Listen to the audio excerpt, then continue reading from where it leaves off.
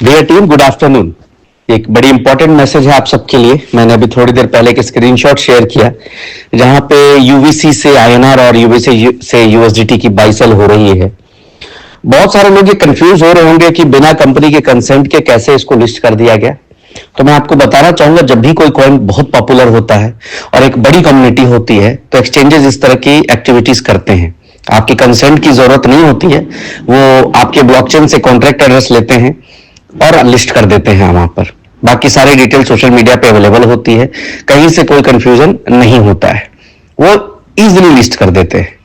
लेकिन क्या कंपनी यहां पे अपनी लिक्विडिटी डाल रही है? अगर कंपनी यहां पे अपनी लिक्विडिटी डालती तो कंपनी ने लिस्ट किया था इसको, लेकिन अगर कंपनी ने लिक्विडिटी ही नहीं डाली, इसका मतलब लिस्टिंग नहीं हुई है, लिस्टिंग इसको अपने तरीके से कर दिया गया। अच्छा, लिस्टिंग क्यों किया गया? लिस्टिंग इसलिए किया गया ताकि जो लाखों की कम्युनिटी है वो आपके पास आ सके। ये जो एक्सचेंज एक छोटा मोटा एक्सचेंज है, जिस एक्सचेंज पर बहुत ज्यादा ट्रस्ट नहीं कर सकते, आप ट्रस्ट नहीं कर सकते, इसलिए मैं ये शब्द कह रहा हूं कि सबसे पहले तो ये रेगुलेशंस को फॉलो करता है नहीं करता है, ये है। इसके साथ साथ आपके फंड की सिक्योरिटी क्या है, ये भी एक बहुत बड़ा मैटर है। मान लीजिए आपने वहां जाकर लालच में आकर 1000-2000 की बाइंग करने की कोशिश की और आपका अकाउंट फ्रीज कर दिया, अकाउंट होल्ड कर दिया, तो आप कहां घूमते फिरेंगे? सारी बातों को साइड रखते हुए मैं आप सबको सिर्फ यह बोलना चाहता हूं कि यह होने से फायदा सिर्फ बायर को है और एक्सचेंज को है। फायदा बायर को ऐसे है कि उसको जो चीज $3 में मिल रही थी उसको यहां पे आधे डॉलर में मिल जा रही है, उसको 6 गुना का बेनिफिट है, वो अपने पैसे को 6 गुना कर ले रहा है।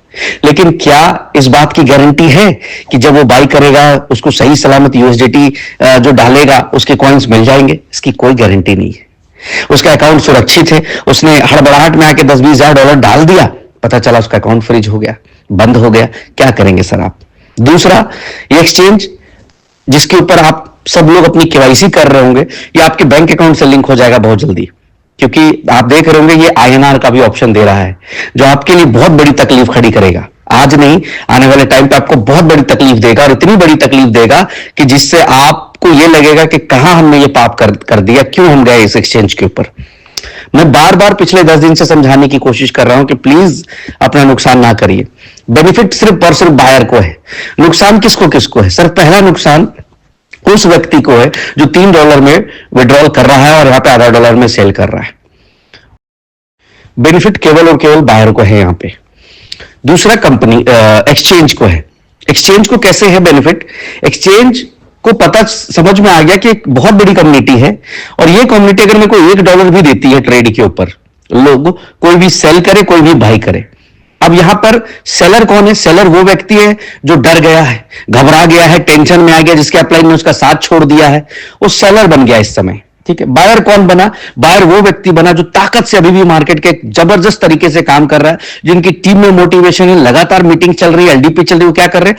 वहां जाकर सस्ता माल बाय यहां से करके और $3 में स्टेक कर ले रहे।